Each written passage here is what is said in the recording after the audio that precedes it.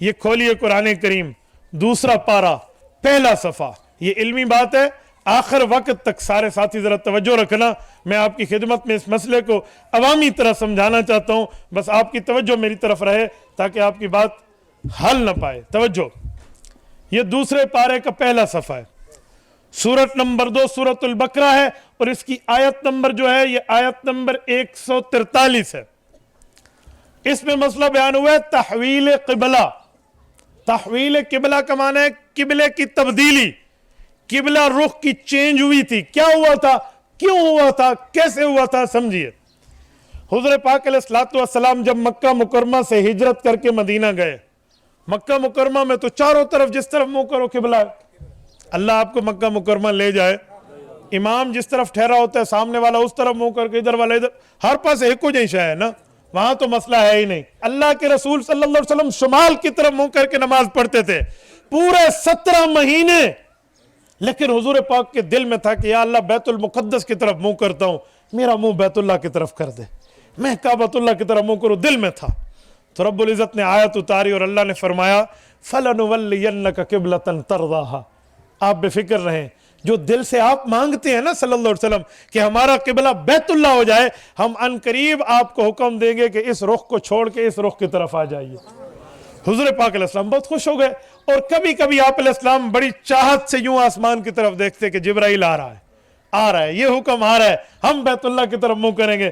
تو رب نے آیت میں لفظ اتارا ہے قَدْ نَرَا تَقَلُّبَ وَجْهِكَ فِي السَّمَاءِ. تقلب, تبدیلی. قَدْ نَرَا تَقَلُّبَ وَجْهِكَ فِي السَّمَاءِ. اے میرے پاک پیغمبر, ہم نے آپ کے چہرے کو آسمان کی طرف اٹھنے پہ دیکھ لیا. حضور کی چاہت کا احترام ہے, مانگ, نیڈ, ضرورت کا احترام ہے کہ پیغمبر علیہ السلام چاہتے کیا ہے. تو یہ آیت اللہ پاک نے نازل فرمائی عین اس وقت جب حضور بنو سلمہ کی مسجد میں تھے. بنو سلمہ محلہ مدینہ منورہ میں آج بھی موجود ہے. اللہ آپ تمام دوستوں کو مقبولیت والا مدینہ کا سفر کرائے. اللہ آپ کی برکت سے ہمیں بھی لے جائے. آپ مدینہ منورہ جائیں تو مسجد قبلتین ہے, یہ محلہ بنو سلمہ ہے. ادھر اللہ کے رسول ظہر کی نماز پڑھا رہے تھے, سامنے شمال کی طرف منہ کر کے 2 رکعتیں پوری, اتحیات سے اٹھنے لگے تو اسی دوران نماز میں آیت اتری. آیت کیا تھی؟ آیت یہ ہے فَوَلِّ وَجْهَكَ شَطْرَ الْمَسْجِدِ الْحَرَامِ. اب آپ فوراً مسجد حرام کی طرف منہ کر لے, آپ کا قبلہ تبدیل کر دیا گیا ہے. اللہ رب العزت کے نبی نماز میں ہیں, ابھی سلام نہیں پھیرا تھا, جیسے 2 رکعتیں پوری ہوئی حضور پاک علیہ السلام صف کو چیرتے ہوئے دوسری طرف آ گئے. جب کعبۃ اللہ کی طرف منہ کیا تو صحابہ کرام بھی پھر گئے, کیونکہ ہمارے لیے کعبۃ اللہ تو رسول اللہ ہے نا. تو سارے صحابہ پھر گئے, جائے حضور نے جہاں منہ کیا ہم بھی وہاں کریں گے. منہ وہاں کر کے سارے نے وہی نماز شروع کر دی. اب 2 رکعت ایک طرف, 2 رکعت دوسری طرف, یہ قرآن کریم کی آیت. اب سوال سنیں جو میں کرنے لگا ہوں, اس پر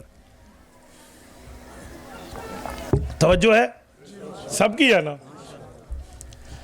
جب یہ آیت اتری اور قبلہ تبدیل ہو گیا تو یہودیوں نے, منافقین نے, باقی بے ایمانین نے اعتراضات شروع کر دیے. ایسا ہی انہاں دا قبلہ ایک پاسے نہیں کھڑوندا, کبھی ادھر منہ کرتے ہیں کبھی ادھر, اس طرح کی بات ہے نا. تو رب العزت نے اس کا جواب دیا. اللہ نے فرمایا میں سمت کا مالک ہوں. 6 سمت ہیں, سامنے, پیچھے, دائیں, بائیں, اوپر, نیچے, اسے کہتے ہیں اطراف جہات 6 سمت ہیں. فرمایا ہر سمت کا مالک میں ہوں.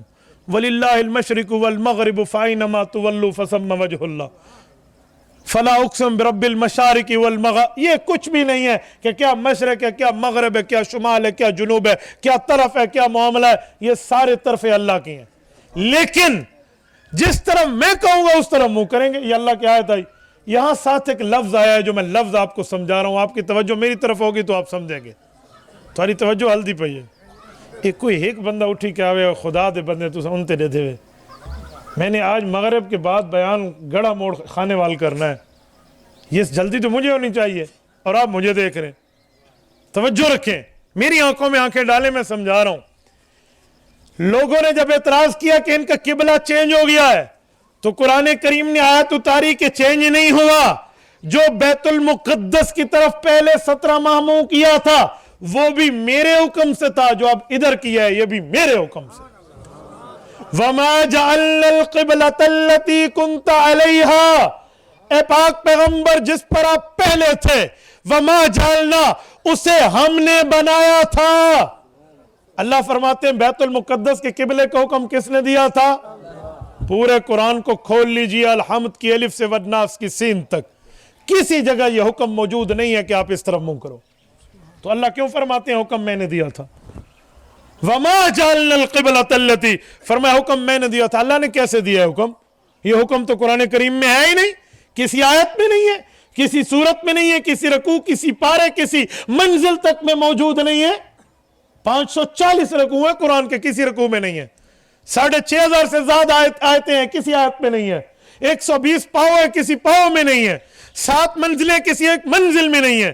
114 صورتوں میں نہیں ہے، 30 پاروں میں نہیں ہے۔ پھر حکم کہاں ہے؟ یہ جو رب فرماتے ہیں وما جعلنا القبلۃ التی کنت علیہا، یہ حکم ہم نے دیا تھا جس طرف آپ نے منہ کیا تھا، تو یہ حکم کہاں ہے؟ اس کا ایک ہی جواب ہے کہ وہ حکم حضور کی حدیث میں ہے۔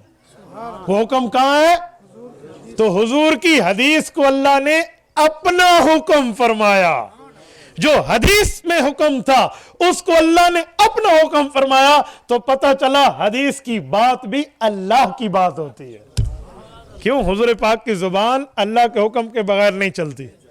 سورۃ نجم آیت نمبر 3، آیت نمبر 4، پارہ نمبر 27، رکوع نمبر 1 سورۃ نجم کا، رب العزت فرماتے ہیں وَمَا يَنْتِقُ عَنِ الْهَوَىٰ إِنْ هُوَ إِلَّا وَحْيٌ يُوحَىٰ، حضور پاک بولتے ہیں تو اللہ کی وحی سے بولتے ہیں، بغیر وحی کے نہیں بولتے۔